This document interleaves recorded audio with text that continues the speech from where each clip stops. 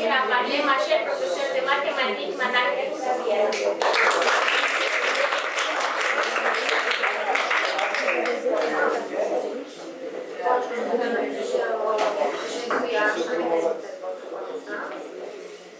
Maintenant, je vous présente le projet écolier d'échange scolaire européen, le projet Carrefour interculturel. Ce projet est en déroulement maintenant. Une équipe de professeurs et des élèves est partie en Macédoine chez nos partenaires. Le thème et ils vous transmettent leur cordiale salutation. Le thème de ce projet est l'information des jeunes de la culture et de la civilisation européenne et l'information aussi de la culture et de la civilisation balkanique. Comme je vous le dis, les participants sont élèves de classes de bilingue de différents niveaux de notre lycée et des élèves de classe bilingue du lycée Goțe Dolce de Cumanova de Macédoine et des professeurs de discipline non linguistique. Bonjour à tous. On a ici des élèves de la 10e qui vont vous présenter 3 projets de volontariat et qui vont pas seulement raconter l'histoire informationnelle, mais parler effectivement de leurs activités, de leur implication effective, parce que les 3, on a 2 filles et un garçon, les 3 ont été directement impliqués, les 3 sont présents dans les photos que vous allez voir en ce qui suit maintenant.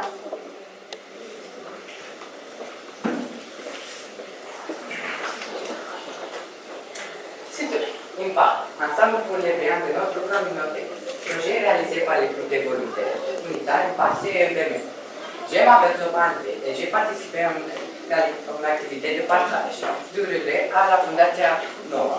Je me suis impliqué dans cette activité par curiosité et bien sûr par le désir de me sentir utile.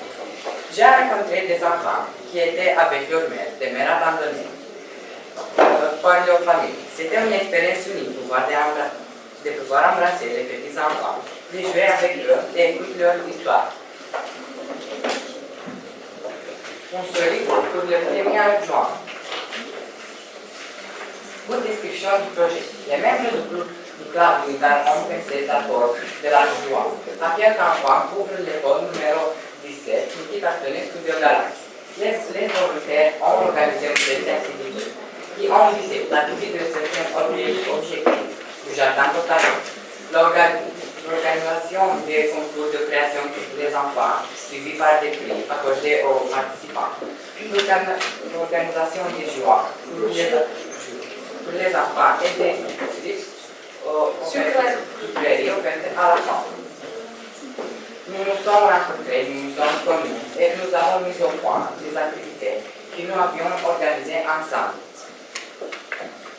Nous avons joué ensemble, nous avons fait des amis, nous avons visité les jardins botaniques, nous avons créé et nous avons gagné des cadeaux, des amis et des plans de souvenirs. Et nous avons lancé et ça y est. Maintenant, je passe la parole à ma collègue pour présenter notre projet.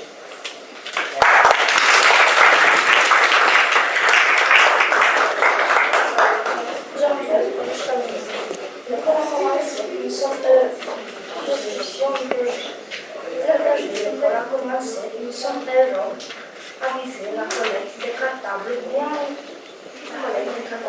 accumulés en poison, en groupe d'enfants de la Fondation Club d'enfants. Nous avons réussi à faire la rentrée pour commençant. Nous leur avons offert des cartables. Nous leur avons donné de la confiance et le pouvoir de sourire. Nous sommes devenus amis. Nous avons joué. Nous avons dansé. Et l'école a commencé. Nous pouvons dire franchement que nous sommes heureux. Maintenant, je pense que je vais parler à mon collègue.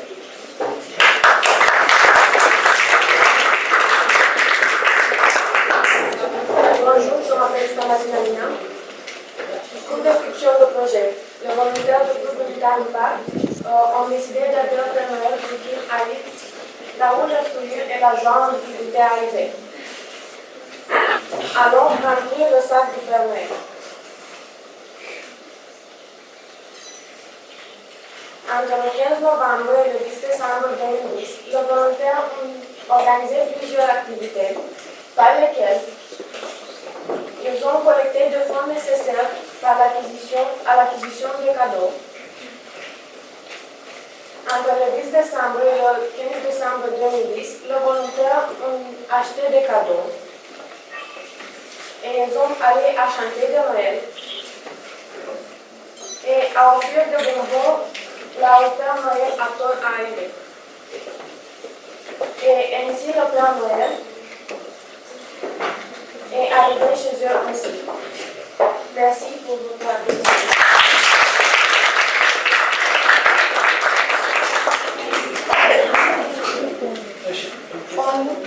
S'il vous plaît. Donc le club unitaire, c'est un club du lycée. C'est un club du lycée. Ce club est organisé et formé par Madame Lixandre ici, Madame le professeur Lixandre Christina. Elle peut vous raconter des détails, peut vous donner des détails sur ce projet si vous en voulez. Elle va parler un moment et je peux traduire si c'est besoin. Donc, si vous avez des questions en ce qui concerne le club, s'il vous plaît. Donc c'est un club qui est ouvert à tous les élèves du lycée.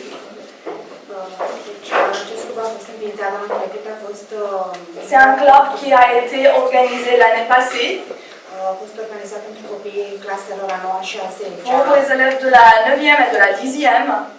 Și s-au înscris cei care au vrut să-și dedice timpul liber desfășurării unor activități în folosul comunității. Et ce club a visé les élèves qui ont été intéressés de dédier leur temps libre, les loisirs, pour faire des loisirs pour la société. Prin aceste activități, elevii au fost învățați și sunt învățați pentru că acest club continuă să funcționeze. Și sunt învățați să realizeze ei efectiv aceste proiecte. Par ces activités, les élèves ont la possibilité d'apprendre effectivement comment réaliser ces projets. Pas seulement de s'impliquer, mais de les réaliser proprement, de faire leur réalisation. Deci copiii sunt foarte, foarte interesați, participă cu multă dăruire în aceste proiecte. Les élèves sont très intéressés de ce projet et ils sont très dédiés, ils dédient vraiment leur temps pour s'impliquer. Félicitations.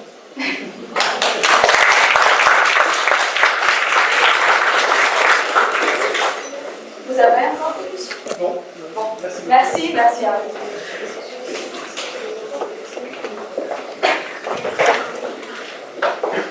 Et maintenant, parce que vous avez déjà vu ce qu'on a présenté, on vous propose une discussion libre. Donc, si vous avez des questions sur ce que vous avez vu, si vous avez des curiosités, nous pouvons profiter bien sûr de la présence des représentants de l'ambassade chez nous pour apprendre, je ne sais pas, des choses sur la France, sur le monde francophone. Et non, on vous invite. C'est ici pour, justement pour parler en français dans une atmosphère plus agréable, si vous voulez, que pendant les classes. Tout à fait, surtout celle de grammaire. Hein? Oui. Bon, pas de questions, vous pouvez poser des questions. Partons, si vous voulez, de notre sujet, le développement soutenable par le volontariat, la solidarité après. Bon, Bonaparte. Commencez. Il faut briser la glace. Qui veut briser la glace? Est-ce que ce projet, j'ai une question, est-ce que ce projet est en lien un peu avec le delta du Danube? Enfin, est-ce qu'il y a des projets liés à... Parce qu'en France, c'est un site extra, enfin, c'est connu dans le monde entier. Et c'est vrai qu'il y a le souci de préserver intact l'équilibre naturel du delta. C'est ça. Parce que vous voyez, là, c'est port Danube. Et je pense que c'est, à mon avis, je ne sais pas si c'est tout à fait vrai ce que je dis, je pense que c'est le plus grand port de Roumanie. Je pense que c'est vrai, oui. Et bien sûr, on a au niveau local des préoccupations de ce point de vue. Pour garder, en fait, préserver ce que nous avons dans le delta, parce que c'est vraiment un trésor pour les Roumains, le delta du Danube. Et pour nous, le lycée, nous n'avons pas encore fait tout à fait du projet lié au delta du Danube. Mais ça va venir, parce que l'année passée, au cadre des modèles interdisciplinaires, on a proposé un thème qui était lié justement à l'écologie, qui visait cette zone de Galați, parce que c'est le Danube en bas de Moldie. Pour le moment, ils n'ont pas choisi, parce que les élèves ont la possibilité de choisir. Ils ont préféré, par exemple, cette année, de choisir un thème sur le sel. Vu de tous les points de vue, santé, médecine, alimentation, ce qui implique en fait un côté interdisciplinaire. Mais en France, c'est pareil. Les sujets choisis par les élèves sont exactement de même nature. C'est avec des fois des sujets très un peu surprenants, mais c'est pareil. C'est la même idée. Oui, c'est très concret. C'est juste pour leur apprendre à travailler en équipe et à leur créer des compétences transversales. Oui, c'est ça. Bon, les professeurs qui sont présents, ils veulent dire quelque chose aussi. Parce qu'il y a parmi nous des professeurs qui enseignent au module interdisciplinaire et les élèves aussi, on les attend. Bon, alors si vous n'osez pas laisser la glace, alors je vais vous poser une question. Bon, tu veux déjà poser une question, voilà, c'est bien. Comment se déroule le volontariat en France? Quels sont les types d'activités qui les volontaires font? C'est une très très bonne question. Je pense qu'il y a différents mouvements. Pour les jeunes de votre âge qui se lancent dans des mouvements, il y a par exemple en France le mouvement du scoutisme est très développé. Et il y a beaucoup de projets qui se font dans le cadre du scoutisme. Et donc, le scoutisme sert un peu de cadre à ce genre d'initiative de jeunes de votre âge, des projets de la nature. Je ne sais pas trop il y a des réseaux associatifs aussi. Mais de quel sens auquel qui touchent un peu à l'écologie, mais enfin, ce sont des associations qui sont soutenues par le gouvernement, certaines, et qui ont un petit profil d'ONG, mais enfin, d'organisations non gouvernementales, certaines aussi, et qui travaillent dans l'écologie. Alors, est-ce que j'ai des exemples? Enfin, c'est un système comme ça. On utilise beaucoup les gens de votre âge, je fais partie de ce genre de petites associations. Il y a des actions ponctuelles également. Pour les foyages de printemps, Voilà, on sollicite tous les volontaires de tous les âges pour aller nettoyer les sites naturels, comme ça s'est fait récemment à Galatine. Il y a quelques semaines, il y a aussi une opération de ce type-là ici. voilà. J'ai aussi une question. Quelle catégorie d'âge s'implique le plus dans le volontariat? Alors, j'aurais tendance à dire que l'application intervient plutôt après le baccalauréat. C'est vraiment là que les jeunes ressentent le besoin de s'impliquer dans des mouvements et commencent à militer, à prendre des responsabilités. Avant, c'est plus rare. Je pense que votre expérience est très intéressante parce que vous commencez très jeune et ça montre votre sens de responsabilité. C'est vraiment remarquable. Alors à la décharge des jeunes Français, je dirais qu'on rencontre une difficulté qui ne se présente pas de la même façon ici, qui est vraiment au niveau la légalisation des opérations, des niveaux de responsabilité, de prise en charge. Il y a un tas de choses pour lesquelles on ne peut pas solliciter des jeunes gens parce qu'il y a des questions de responsabilité, d'autorisation, des détails très très anodins. Pour des toutes petites choses, on peut bloquer certaines actions.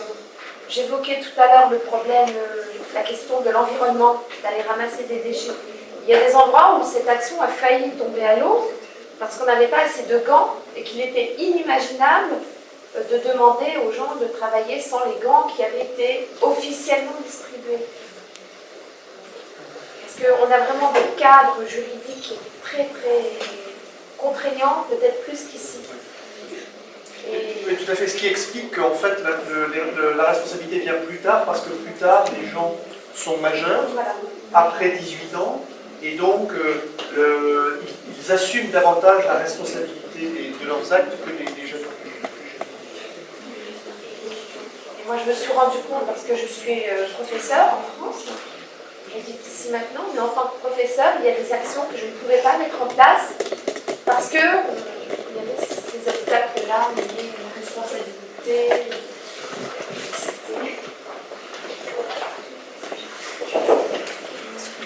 Oui. Est-ce que là, il y a des volontariats dans les écoles? Dans les lycées, Ça peut exister, mais ce sont des actions ponctuelles dans le cadre de projets précis. On va supporter volontaire pour une action précise parce qu'on a un projet particulier. Par exemple, ça peut être du volontariat auprès de maisons de retraite, par exemple, de faire un petit peu de découverte, d'accompagnement, de lecture, de présence. Donc ça, c'est le type de projet qu'on peut faire parfois. Mais encore une fois, on est très limité par rapport à nos objectifs parce que dans l'enseignement en France, dès que la sécurité du programme scolaire, on est très très limité. Donc forcément en moyens et en temps. Par nous, c'est un peu le contraire parce que le dernier temps, dans nos programmes, on laisse beaucoup de place à des activités extrascolaires. Et vraiment, ils ont la possibilité de s'impliquer de ce point de vue. Alors que chez nous, l'extrascolaire, c'est véritablement de l'extrascolaire. Avec des journées de cours qui sont quand même organisées différemment de ce qu'elles sont ici. C'est-à-dire que chez nous, les élèves sortent, pour les élèves de lycée, au cours en moyenne de 8h à 17h, 18h. Y compris le samedi matin et le mercredi. Donc, il reste quand même assez peu de temps pour organiser des activités en dehors de ces heures de cours. Oui, c'est difficile quand même parce qu'il y a un programme. Oui. Est-ce qu'une activité de volontariat peut changer le personne qui participe? Pardon? Est-ce qu'une activité de volontariat peut changer le personne qui participe? En France? En France. Oui. Mais c'est normal. Je pense que... Mais comment? Je pense que ce genre d'action change toujours les gens qui les font. On apprend énormément dans ce genre d'action. D'abord parce qu'on reçoit beaucoup, je crois, quand on donne. Et en plus, par exemple, dans l'enseignement supérieur, dans le recrutement,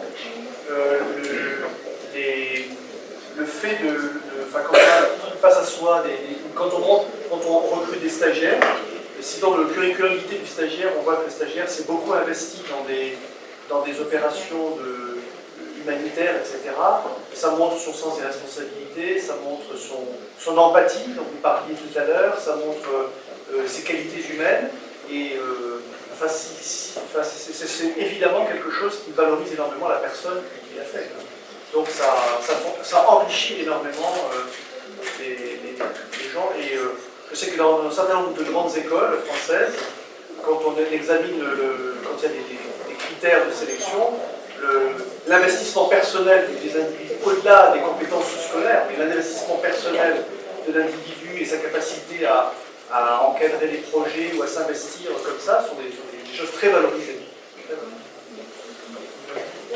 Il est vrai qu'en France, je regardais des chiffres que je n'ai pas mémorisés, il y a un gros investissement dans les associations. Il y a de très nombreuses associations locales, des petites associations, il y a énormément d'actions orientées dans le volontariat. Et très ponctuelles. Et puis à côté de ça, vous parlez des projets à l'école. C'est qu'il y a des écoles dans lesquelles des groupes d'élèves avec un professeur s'engagent aux côtés d'une grande action.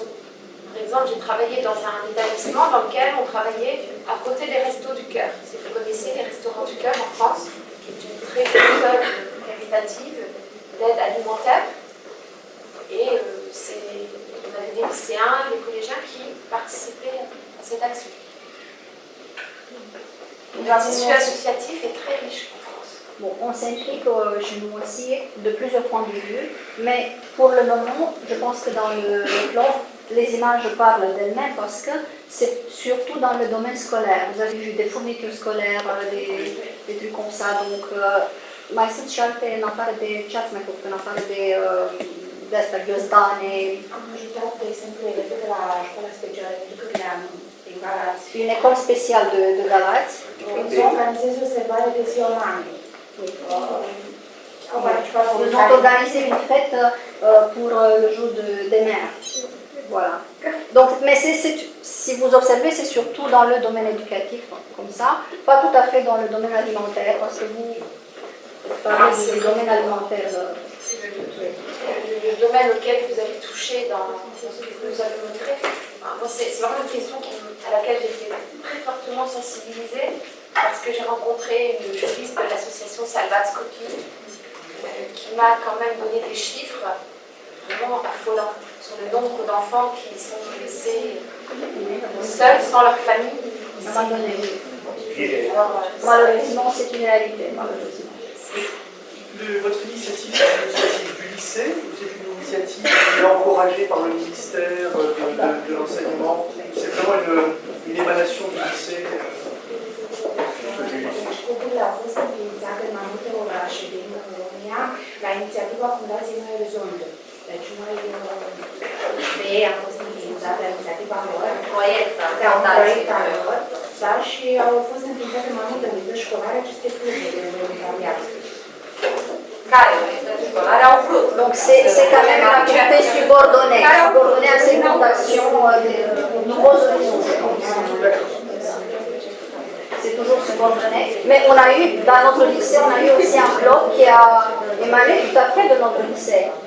Oui, c'était il y a quelques années quand on a eu une psychologue qui s'impliquait vraiment et qui a créé dans notre lycée le club. Mais elle est partie et comme ça le club a disparu. Mais maintenant, on a de nouveau des activités de ce type à l'aide de nos collègues qui se sont impliqués. Bon, est-ce que vous avez encore des questions? Sinon, on va passer à la dernière étape de notre activité. Bon, on vise à vous éveiller, à vous faire éprouver des émotions. J'espère que nous allons réussir à faire cette chose. On présente devant une petite qui s'appelle L'amour de l'enfant. J'ai joué un roman, c'est un double sens.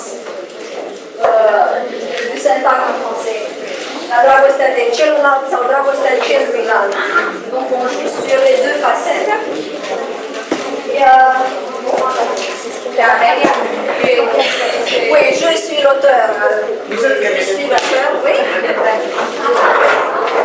Et,